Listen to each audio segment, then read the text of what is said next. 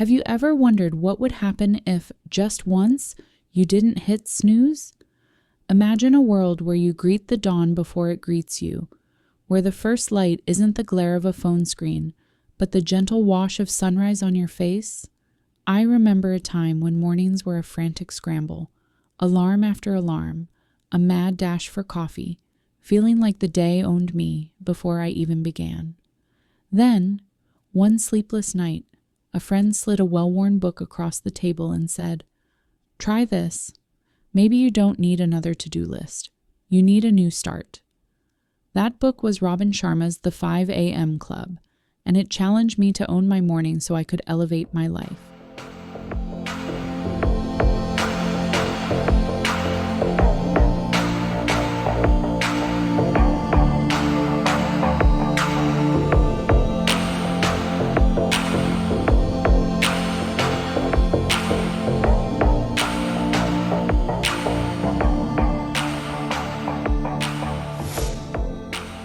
There are some mornings that feel like endings rather than beginnings. I remember one in particular. The sky outside was still pitch black, my hands shook, and the voice in my head whispered, "A gun would be too violent, a noose would be too ancient, and a knife blade to the wrist would be too silent." Those words opened the first chapter of the 5 a.m. Club and belong to a character known only as the entrepreneur. A woman who built a successful company only to watch it crumble. She had come to the end of her rope. On a whim, she bought a ticket to a leadership seminar, telling herself it would either save her life or give her a final reason to let it go. Across town, a man we will know as the artist was staring at his own abyss. He'd tasted fame and talent but felt stuck, uninspired and trapped by his own expectations. What does one do when the gift that once felt like magic becomes a heavy yoke? He too signed up for the seminar, hoping the charismatic speaker known as the Spellbinder could offer a spark. As fate would have it, these two strangers would sit side by side in a crowded auditorium and watch as their lives took an unexpected turn. The Spellbinder strode onto the stage with the presence of a warrior poet. He spoke about living a legendary life, about pushing past excuses, lies, and doubts. He warned the audience against living the same week thousands of times and calling it a life.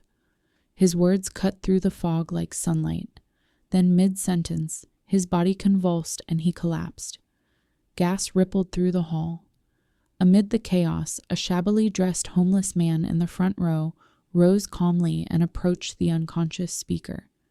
He whispered something into the Spellbinder's ear before paramedics rushed him away. Outside the venue, as the crowd dispersed, the homeless man approached the entrepreneur and the artist. He spoke with startling eloquence about leadership, courage, and resisting mediocrity. He told them, "The way you begin your day really does determine the extent of focus, energy, excitement, and excellence you bring to it. Each early morning is a page in the story that becomes your legacy." The entrepreneur, skeptical but curious, agreed to meet him the next morning. The artist hesitated, but something about the man's calm confidence piqued his interest. They decided to listen rather than retreat. What the two companions didn't yet know was that the homeless man was in fact Stone Riley, one of the world's wealthiest and most enigmatic entrepreneurs. Disguising himself to test the hearts of those he meets is one of his eccentric habits. Over coffee, Stone revealed that he was the Spellbinder's private student and close friend. He invited the entrepreneur and the artist to his private island estate in Mauritius to learn the philosophy that transformed his life. The practice of rising at 5 a.m. and using the first hour with deliberate intention. He promised they would do more by noon than most people do in a week. They agreed, though not without nerves. Something in his passion pierced their skepticism. On the flight to Mauritius, Stone handed each guest a small tablet engraved with 5 rules. They were told to read them daily. The rules were simple yet profound. Take 1 hour each morning to prepare for the day. Avoid excuses. Adapt to changes. Do what other people are unwilling to do. And be relentless. These commandments were not just about waking early, but about cultivating a warrior's mindset toward life. Stone explained that success comes not from luck, but from habits enacted consistently when no one is watching. Upon arrival, the companions discovered that the spellbinder was not only alive, but standing barefoot in the sand, smiling. Mauritius was his retreat, and Stone's, where rest and reflection were valued as much as work. As they walked along the beach at dawn, the spellbinder implored them to focus less on materialism and more on inner wealth. He emphasized that elite production without quiet vacation causes lasting depletion. Rest is not indulgence, but necessity. This was the first crack in the entrepreneur's belief that busyness was proof of worth. The artist, meanwhile, felt his shoulders drop for the first time in years. One morning, as the orange glow stretched over the horizon, Stone gathered his guests around a fire pit. He explained that rising at 5 a.m. isn't a gimmick. It's backed by neuroscience and psychology.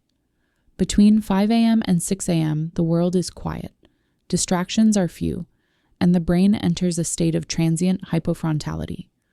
Our prefrontal cortex quiets, allowing creativity to flow and stress hormones to decline. He called this the victory hour, a time reserved for self-transformation. Own your morning, own your life, he said. The entrepreneur noted how different this philosophy felt from her frantic mornings back home. The artist imagined painting while the rest of the world slept. Stone introduced what he called the 3-step success formula.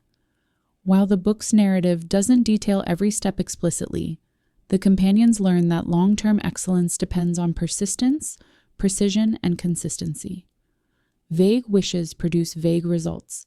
Clear goals, executed daily, yield greatness. Later, under swaying palms, Stone unfurled a diagram labeled "The 4 Focuses of History Makers." It outlined 4 areas where exceptional performers invest their energy: capitalization IQ, freedom from distraction, personal mastery practice, and day stacking. He explained that our success is not predetermined by natural talent, but by how well we capitalize on whatever talent we have.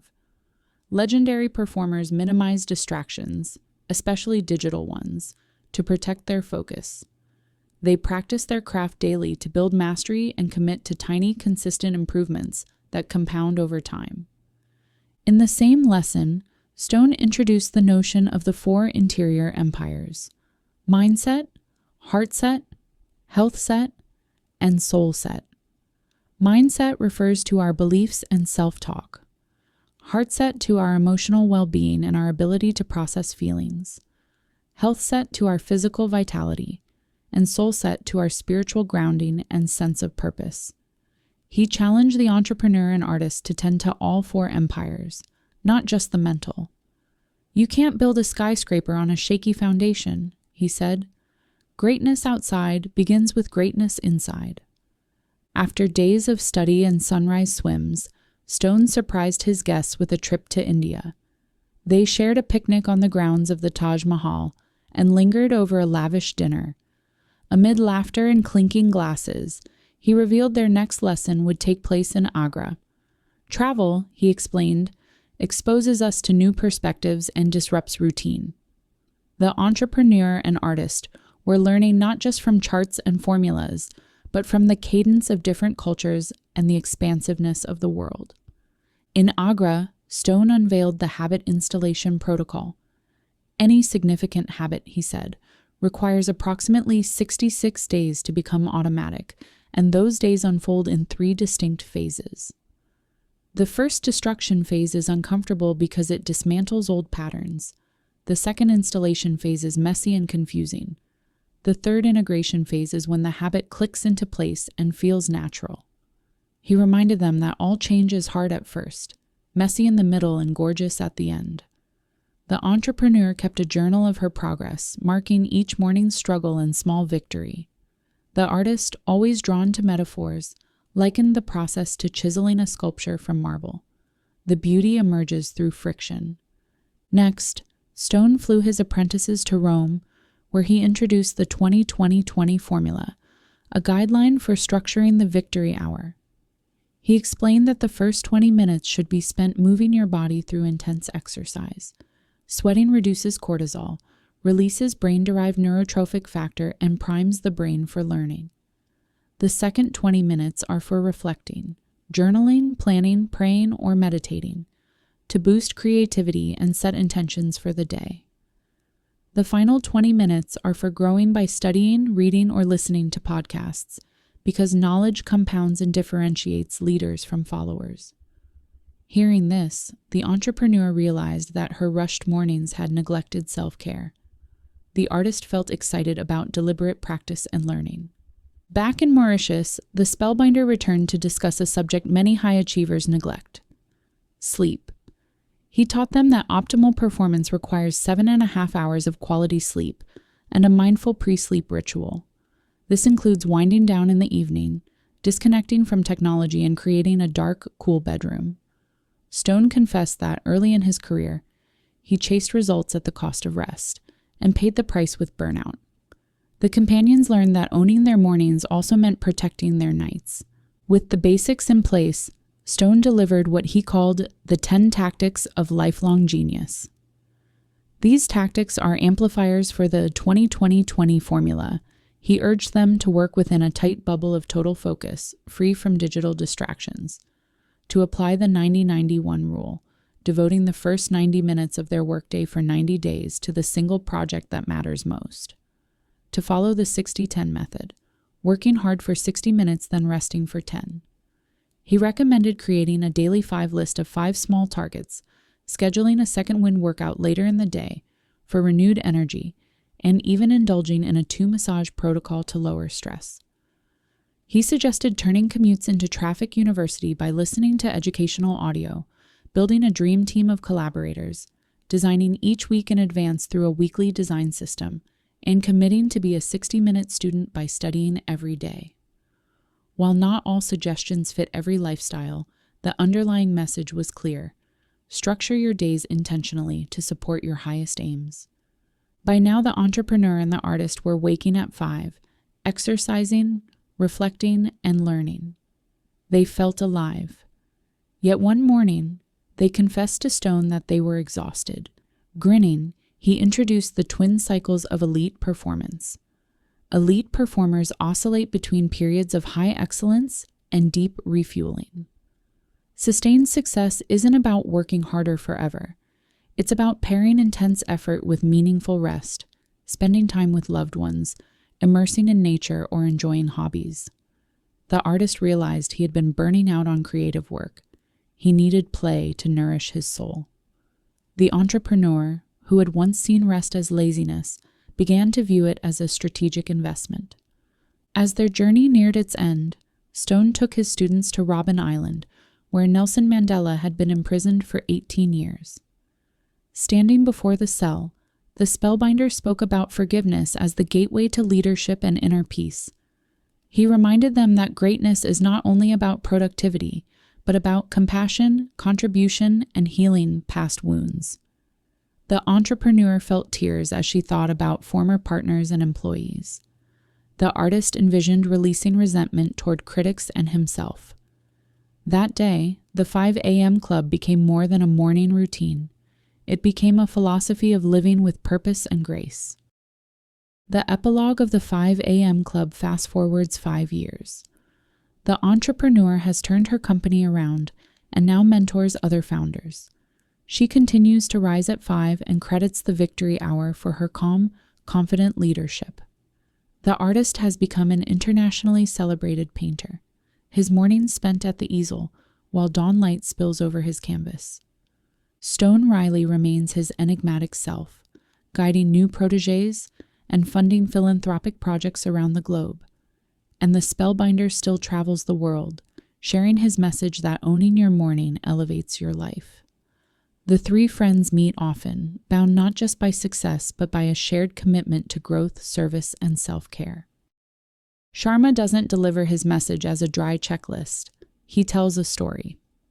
In the book, a struggling artist and a burned-out entrepreneur show up at a leadership seminar given by a legendary speaker known as the Spellbinder. Through an unexpected twist, they meet a quirky billionaire mentor who invites them on an adventure that begins each day at 5 in the morning. The trio travels from packed conference halls to a beach house in Mauritius, where, over sunrises and simple meals, the billionaire shares his secrets for turning ordinary lives into extraordinary ones. This narrative style is comforting because it reminds us that wisdom doesn't always arrive in textbooks. Sometimes it rides on the backs of friends and strangers in stories that resonate with our own lives. Why 5 a.m. matters. When I first read that wake-up time, my body groaned. Yet the book explains that early mornings offer a rare window of peace, free from texts, meetings, and social expectations. There's science behind this, too. According to Sharma, waking at 5 a.m. creates what he calls a victory hour. During this time, our brains enter a state of transient hypofrontality, meaning the part of the brain responsible for self-criticism and overthinking quiets down, while levels of dopamine and serotonin rise and cortisol, the stress hormone, falls. In other words, early mornings help you slip into flow, a state athletes and artists chase, where creativity feels effortless and deep thinking is possible. Suddenly, 5 a.m. isn't about sacrificing sleep. It's about claiming an hour when your mind is primed for your best work. The 20-20-20 formula. But what should you do once you're up? Simply waking early isn't enough. Without intention, the hour slips away. That's where Sharma's 20-20-20 formula comes in. He suggests dividing the first hour between move, reflect, and grow. In the first 20 minutes, you get your body moving. Vigorous exercise that makes you sweat. Running, dancing, jumping jacks. Exercise first thing releases brain-derived neurotrophic factor, BDNF, which repairs brain cells and stimulates new connections. It also increases dopamine and serotonin, which elevate mood and motivation. I started with simple yoga and light jogging. Within days, I felt more awake at 5 a.m. than I once felt at noon. The second 20 minutes are for reflection. This is where you sit quietly, meditate, pray, or journal. The goal is to calm the mind, set intentions, and reconnect with your values. Reflection creates what Sharma calls residual wisdom. Writing down what you're grateful for or what you want from the day helps those ideas resonate in your consciousness so you can act on them. For me, those moments of stillness became a mirror.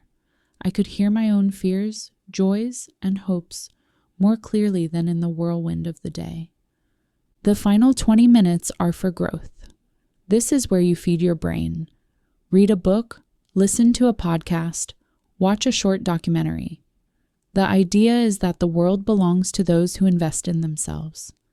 Sharma writes, to double your income and impact, triple your investment in personal mastery. I began reading biographies and exploring fields unrelated to my job: psychology, art history, astronomy. Those small doses of learning compounded. They fueled conversations, sparked ideas, and reignited a childlike curiosity about the world.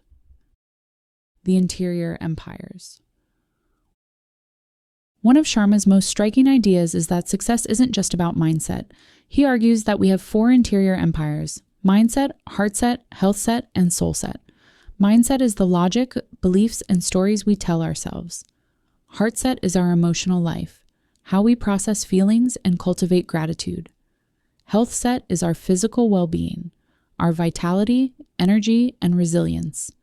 Soul set is our spiritual grounding, connecting with something greater, whether through faith, nature, or mindfulness. Before this book, I focused almost entirely on learning new skills, mindset.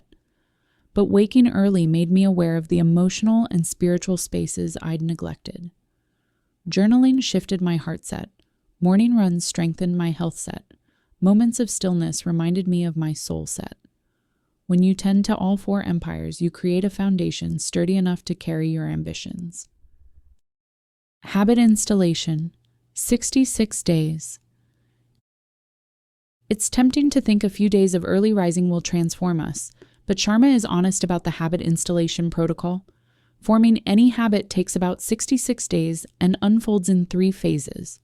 The first phase, destruction, is hard. You're tearing down an old routine, maybe late night scrolling or sleeping in, and your brain resists.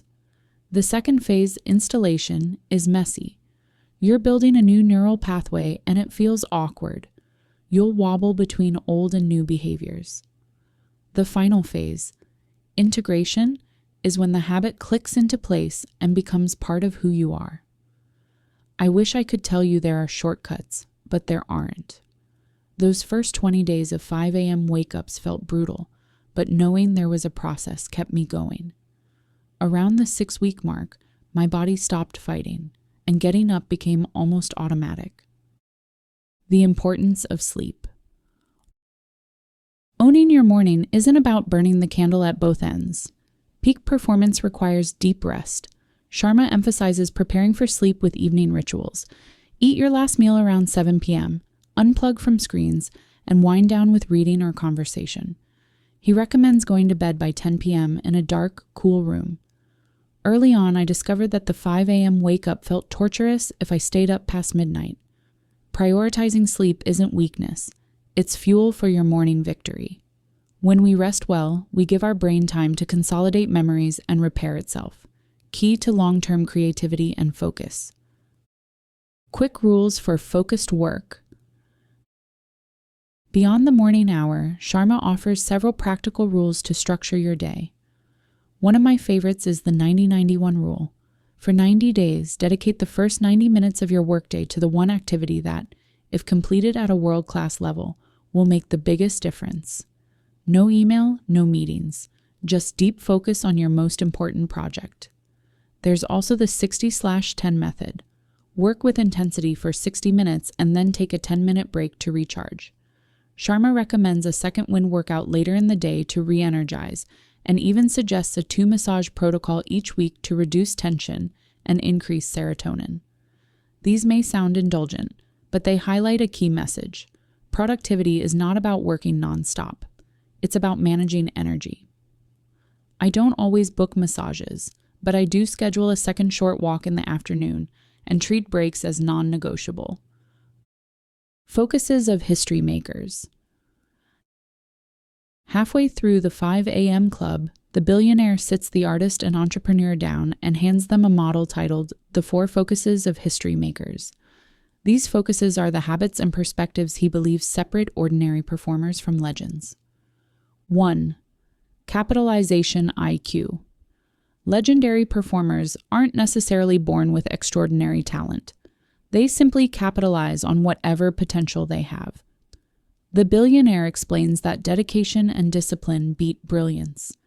Many world-class athletes and artists have less natural talent than their peers. What makes them iconic is their relentless commitment to practice and to maximizing what they've been given. This idea humbled me. Instead of lamenting what I lacked, I started asking, how can I fully develop what I have? The 5 a.m. hour became a workshop for refining my strengths rather than daydreaming about new ones. 2. Freedom from distraction. The second focus addresses our addiction to diversion. The billionaire reminds his students of a brain tattoo. An addiction to distraction is the death of your creative production. He points out that social media, news feeds, and constant notifications hijack our focus and erode the quality of our work. To become a history maker, you must simplify. Say no to meaningless meetings, reduce digital noise, and channel your attention into a small number of high-value activities. Hearing this, I looked at my day and realized how often I had let other people's urgencies override my own priorities. I began setting boundaries, silencing my phone during deep work and scheduling time for email instead of letting it trickle in endlessly. 3. Personal mastery practice. This focus is about daily training, not of your body, but of your whole being. The billionaire quotes a Spartan credo, "Sweat more in practice, bleed less in war." He stresses that the quality of your morning practice determines the caliber of your daily performance. Citing research by psychologist Anders Ericsson, he notes that developing genius in any field requires at least 10,000 hours of deliberate practice. Personal mastery means investing in your mindset, heart set, health set, and soul set every day. This resonated deeply. I realized that reading a few pages or meditating for 5 minutes wasn't just a feel-good ritual. It was training my inner muscles. Over time, those small acts of self-care translated into more patience with my kids, clearer thinking at work, and greater compassion for myself. 4. Day stacking. The final focus is about compounding small wins. In his summary of the book, writer Edward Kalajian explains that Sharma encourages readers to think long-term, improve by just 1% each day, and over a year those micro-improvements stack up to 365% growth. Each day is a life in miniature, and how you spend your hours determines your legacy. Day stacking taught me to treat every morning as a chance to set the tone for the whole day. If I wasted the first hour, the rest of the day rarely recovered. But when I protected that hour and built on it with focused work and intentional breaks, the day became a staircase, each step leading to another. Twin cycles of elite performance. Another critical concept is the twin cycles of elite performance. High achievers don't work at a frantic pace all the time. They oscillate between periods of intense focus and deep recovery. The billionaire likens this to athletes who train hard and then rest just as deliberately. In our culture, rest is often viewed as laziness, but Sharma argues the opposite. Recovery fuels sustained excellence.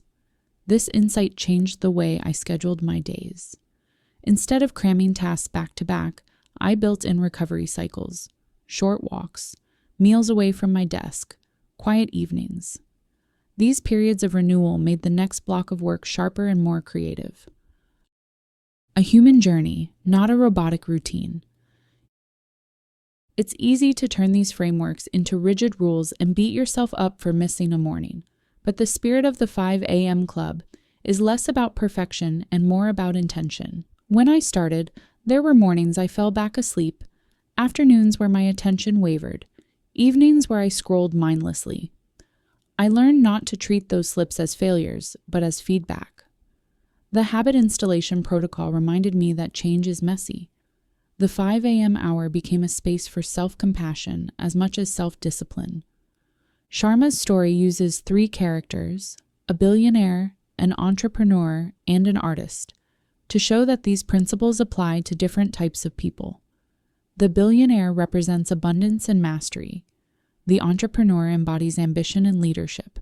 The artist reflects creativity and vulnerability. Seeing these archetypes helped me see my own roles. Some days I'm building a business. Other days I'm making art. And often I'm just trying to keep it all together. The morning routine served as a common ground where all my identities could align. Owning your morning, elevating your life. So what happens when you consistently own your morning? Over a few months, I noticed tangible shifts. My energy no longer peaked at midday, it surged at dawn. Projects that once dragged on found momentum when I applied the 90-91 rule. My mood stabilized as daily exercise and reflection recalibrated my neurochemistry. I became more deliberate about what I consumed, both nutritionally and mentally, and more mindful of the company I kept. There were intangible changes too. Waking up before the world felt like a daily vote of confidence in myself. It rekindled a sense of awe, watching the sun rise, hearing birdsong, feeling gratitude before emails piled up.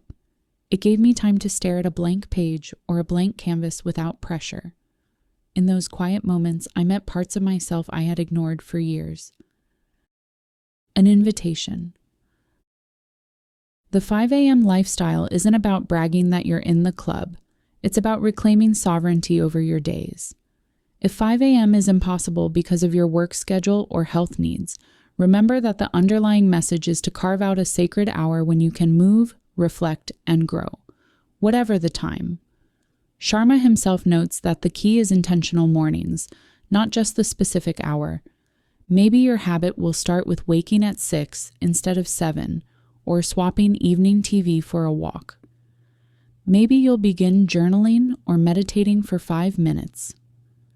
The point is to create rituals that support the life you're building, not the life society prescribes. As I finish writing this, the sky outside my window is pink. The world feels still. I can hear my own breath. Owning my morning didn't just make me more productive, it made me more present. It reminded me that days are the building blocks of a life and that small choices compound. As the billionaire in the story says, remember that each of your prized days represents your precious life in miniature. When you own your morning, you own your story. And when you own your story, you elevate your life.